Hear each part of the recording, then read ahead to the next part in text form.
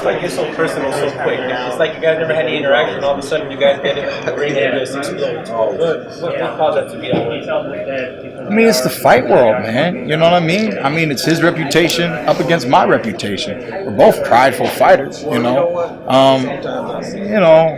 I can't say why something really happened, but it was like, I guess, a chemical reaction. You know what I'm saying? I mean, you putting two of the best together, and he wants to prove that he can unify in two different weight divisions. And I've been waiting a whole long time to be the champion that I am today, and to finally start getting the fights that I wanted. This represents that, and I want to show how and why Keith Thurman is a little bit better than his competition. Saturday night is my platform, is my stage to show the world who One Time really is and how great of a champion I can be. Keith, final face-off, you look in each other's eyes. There's no more talking because you know Saturday it's going down. Is this any different today than the last face-offs? Or what's going through your mind when you look in Danny's eyes? You know, he looks ready, you know, but I stay true. I stay true. When I look at you, I stay true, you know, and his eyes wander here and there. And I'm like, wonder what that means. At the end of the day, what matters is how the fight starts. And at the start of the fight, does a fighter get to carry momentum? Does momentum shift? Okay? Now, what happens when I land my first big punch?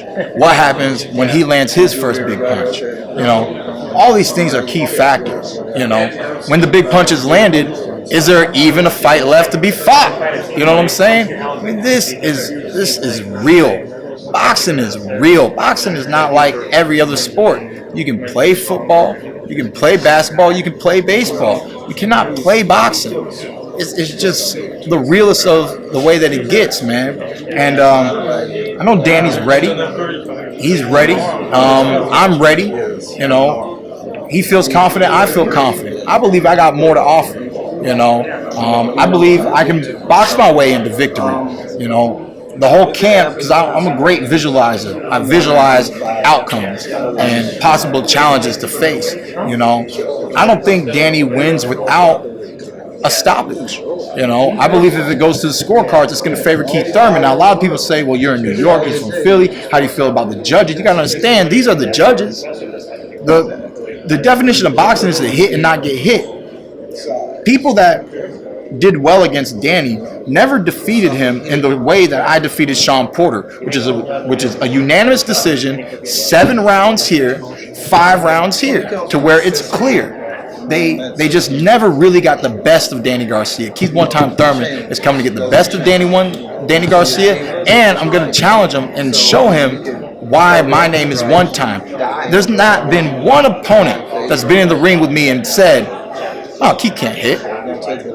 He can't hit. His power is overrated. Not one opponent has ever said that, you know.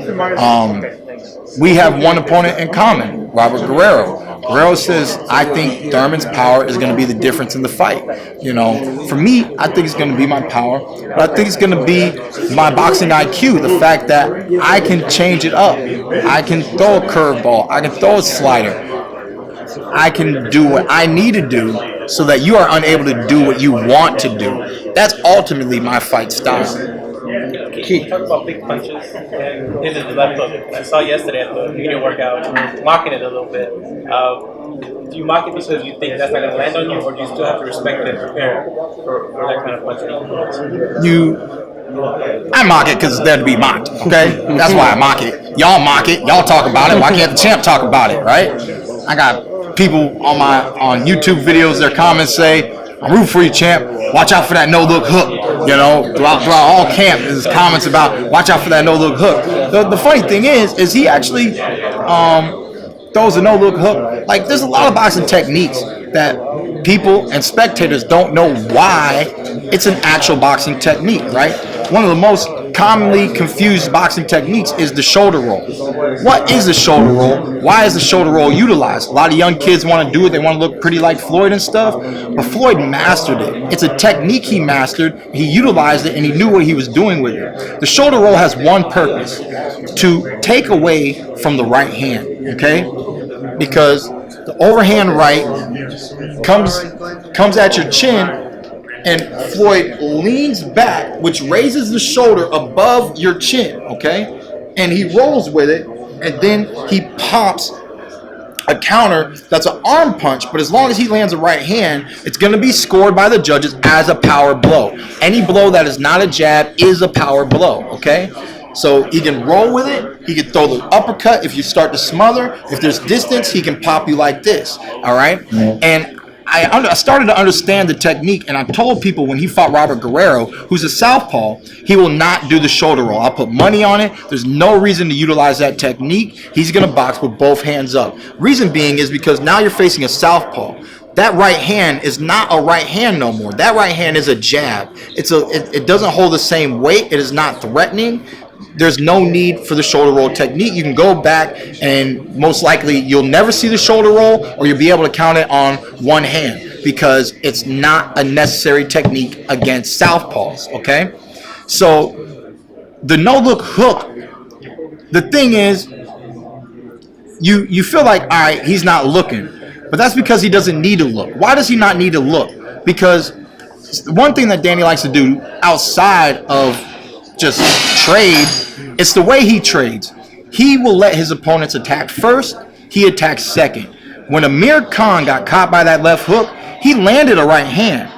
But his power is not the same as Danny's. Thus, it did not knock Danny off balance, okay? And Danny being so flat-footed, some talk about that sixth toe. Who really knows, okay? But he's very well grounded, okay? When he's well grounded and he knows that you're now going to put hands on him, the theory is if you can touch me, I should be able to touch you. Another thing is, fighters know I don't have to look at your face. I can look at your chest, I can look at your feet, and I'll understand the distance of which we are fighting at, how close you are to me. So the no-look hook is actually a technique of tucking the chin as far as he can down and committing to the trade, okay? So, and he actually will do it from both sides. Now, I mean, that's where it becomes a very sneaky move. Maybe a veteran taught it to him. Maybe his father taught it to him. Maybe it's just something he got accustomed to and he's attached to, just like how fighters have favorite techniques, favorite punches, yada, yada, yada. It doesn't matter, man. I've been telling myself in preparation for it, well, if he looks down, I'm getting the fuck out of the way, okay? if he looks down, I'll just get the fuck out of the way, you know? But, I mean, this is boxing, man. I look forward to this fight. I requested this fight. I talked about long time ago getting a title and then getting more than one title. That's what I've wanted. I told you this many times, that I want as many titles as I can get because I want to prove that I am the best. You either are the best or you are not the best. But it's fights like this Saturday night where you get to test yourself, challenge yourself, and find out. You know, he's known for his timing. I guess it makes up for other deficiencies in other areas. What happens early on in the fight, if he does maybe time you with something, you don't go down, but he taps your jaw. Are you prepared to make adjustments later in the fight if you do find he is timing you? I mean, look, I tell amateurs that, you know, if it happens twice, you need to make an adjustment by the third time. You know what I'm saying? There's no reason why someone should constantly be hitting you with the same punch. He's hitting you. You know he's hitting you. He done hit you again. Motherfucker hit you again. And now he hit you again.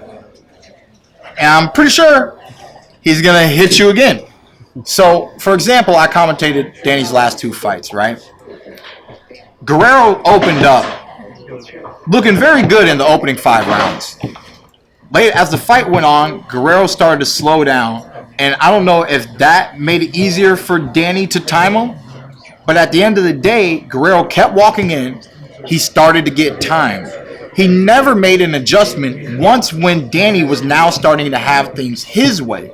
There wasn't a readjustment. He fought like a fighter who fights with a lot of heart. He walked through it. He endured. He walked through it. But at the end of the day, that's why, even though it was a competitive fight, he lost the fight. Danny Garcia landed too many effective power blows throughout the fight, preferably after the 5th round, 6 all the way to the 12th. And there might have been at least 1 to 2 rounds that Danny already won within those opening 5 rounds. when he fought his warm-up opponent, I commentated that. I stated the guy got hit with overhand right, was knocked down. Later on in the fight, round by round, Danny was very, very not really cautious, more patient. He was very patient. He knew this guy's going to go, so he's not going to force it. The guy's moving this, he's moving that. You know, I'm going to take my time, and I'm going to hit him when I hit him. You know, this guy's not a threat to me. I'm a threat to him. So Danny was patient.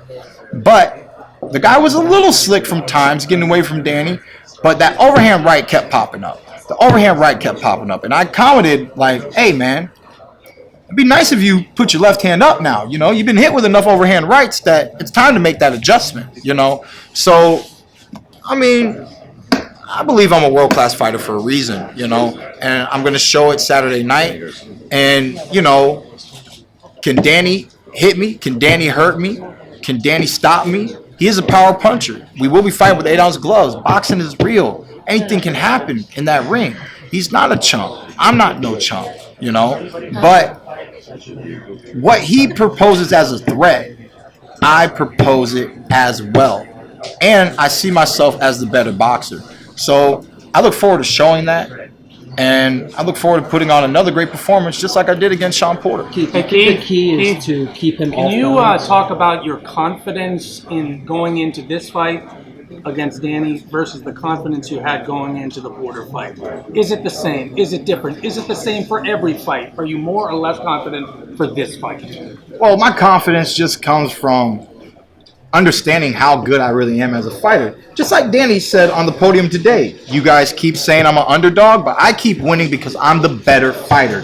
Danny sees himself as the better fighter. He signs these contracts because he believes that he is the better fighter, okay? So my confidence comes from my years of boxing experience, all the veterans, the way I was raised up with Winky Wright, Jeff Lacey, Antoine Eccles, you know, I remember those days, and I remember when, you know, there were times where people were getting the best of me, but I learned so much, and it helped me be the fighter I am today.